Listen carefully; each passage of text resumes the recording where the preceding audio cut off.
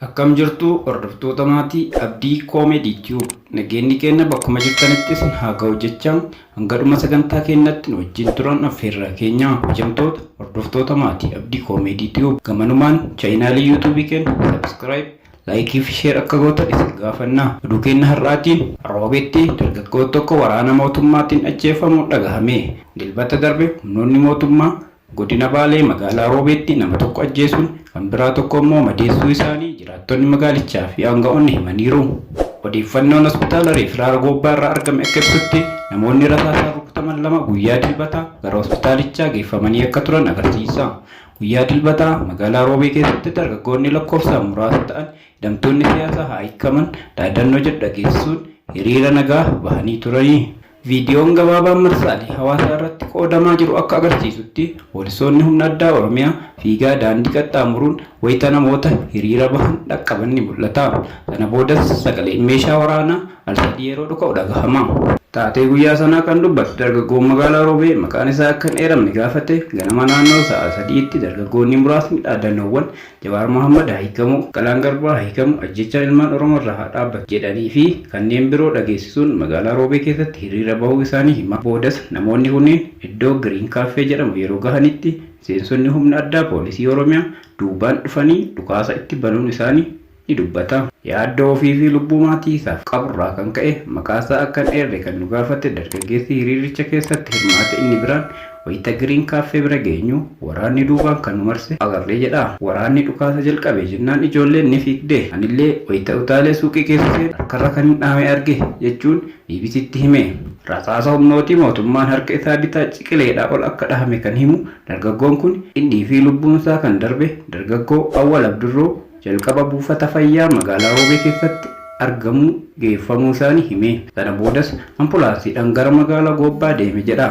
Isuma wajjin ambulaansii tokko keessa teenyee deemne. Mucaan achi gahee daqiiqaa tokko osoo hin turin du'e. Ambulaansii keessatti mucaan aaduu malee waa tokko hin dubbatu ture jechuun dargaggoon kun hima. Kantiibaan magaalaa Roobee Obbo Gazaany Dajanee dargaggoonni kun yaalii jeequmsaa taasisan humni nageenyas olaantummaa seeraa mirkaneessuuf tarkaanfii fudhateera jechuun waa'ee taatee dilbata darbe BBCtti himan. Namoota muraasa hiriira bahan kunneen irratti mala biraa fayyadamuun dhabamsiisuurra dhukaasa banuun hangam sirriidha kan jedhuuf tarkaanfii fudhatamu kan murteessu humna nageenyaa achi jirudha kan jedhan kantiibichi. Kana malees dhimmicha qoratamaa jiraachuu kan himan Obbo Gazaany hojii hawaasa dinagdee magaalattii taatee dilbata kanaan akka hin miidhamne himaniiru. Yeroo baay'ee wanti akkanaa rakkoo waan nurratti geessisuuf odeeffannoo ifatti isiniif kennuuf ni rakkanna kan jedhan hojjetaan hospitaala Reefiraal Gobbaa maqaan isaanii akka hin dhahamne gaafatan dargaggoonni lama rasaasaan rukutamanii gara hospitaalichaa deemanii akka turan mirkaneessaniiru. Dargaggoonni lamaan guyyaa sanbata guddaa yookaan dilbata ganama naannoo sa'aatii 4tti yookiin 5tti gara hospitaalichaatti akka geeffaman kan himan ogeessi kun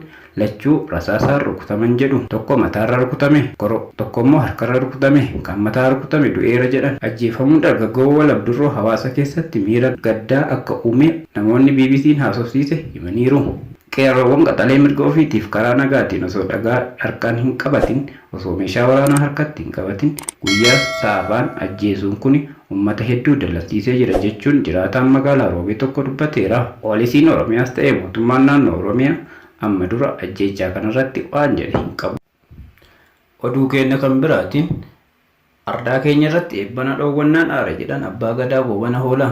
Ayyaanonni gurguddoon ji'a fulbaanaa darbe keessa Finfinnee keessatti kabajaman masqalii fi irreechi milkaa'inaan akka raawwatamuuf kanneen gumaachaniif dilbata galgala sagantaa galateeffannaa taasifame irratti abbootiin gadaa beekamtii qophaa'eef fudhachuu didanii turan. Bulchiinsi magaalaa Finfinnee qaamolee ayyaanni irreechaa akka milkaa'inaan xumuramuuf gumaachan jedhee waltajjii irratti beekamtii kennuuf waame keessaa tokko abbootii gadaati. Yeroo maqaan abbootii gadaa gara waltajjiitti beekamtii kana kantiibaa itti aantu magaalaa Finfinnee Aadde Adaanech Abeebee irraa akka fudhataniif waamamanis gara waltajjiitti dhufuu diduun maqaan isaanii irra deddeebiin waamamaa ture. Abbaa Gadaa Tuulamaa fi barreessaan gamtaa abbootii gadaa Oromoo Goobana Hoolaa sababa beekamtii qophaa'ee fudhachuu didan yoo himan ardaa keenya irratti eebbana dhoowwan jedhan. Sirna kanarratti manguddootaa fi abbootiin amantaa akkasumas abbootiin gadaa saganticha akka eebbaan saaqaniif waltajjiitti affeeramanii turan. Sirna kanarratti manguddootii fi abbootiin amantaa akkasumas abbootiin gadaa saganticha akka eebbaan saaqaniifis waltajjii affeeramanii affeeramanii turan. Abbaa Gadaa Goobana Hoolaa waltajjii kanarratti eebbisuuf bahanis sababa carraa dhoorkamaniif aariidhaan osoo hin eebbisne waltajjii irraa akka bu'an BBC'tti dubbatan.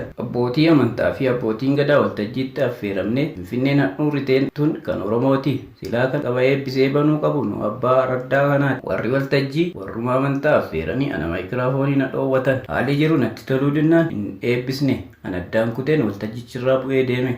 Maaliif yoo jettan nuti abbaa biyyaati, abbaa raddaati osoo jennu eebba nu dhoowwatan.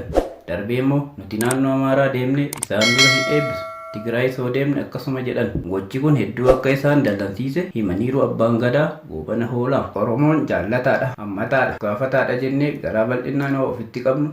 Warri kun garuu waan abbootii amantaa irraas hin eegamne kan isaan na godhan maayikiraafoonii na dhoowwatan jedhan. Turtiidhaan booda abbaa Gadaa Goobana Hoolaa pirezidaantii mootummaa naannoo Oromiyaa obbo Shimallis Abdiisaa waliin gara waltajjiitti bahanii beekamtii kana aadde Adaanech harkaa fudhatanii deebi'an. Jalqaba beekamtii sana uummata Oromoo bakka bu'ee fuudhuun waan natti hin tolleef callisee. Booda bulchiinsa magaalaa Finfinnee fi hooggantoonni Oromiyaas waan dhiifama gaafataniif wanni dhiifama caale hin jiru jedheen ka'ee fuudhe jedhan. Waltajjii kanarratti mufii abbootii Gadaa kan hubatan kantiibaa itti aantuun magaalaa Finfinnee aadde Adaanech Abeebee sababa waltajjii sanarratti namni baay'ateef abbootiin Gadaa odoo hin eebbisin hafuu isaaniitiin maqaa isaaniitii fi waltajjii isaaniitiin nuuf golchaa jedhuun dhiifama gaafataniiru. Dogoggora ture hooggantoonni magaalaa Finfinnee fi Oromiyaa hubatanii dhiifama waan na gaafataniif dhumarratti karaa nagaa fi karaa qulqulluudhaan beekamtii isaaniif kenname fudhatanii galuus abbaan Gadaa Goobana Hoolaa himaniiru. Daawwattootaa fi hordoftoota Abdii Koomeedii Tiyuub oduun keenya har'aaf qabannee isiniif dhiyaanne kana fakkaata. Chaayinaalii yuutuubii keenya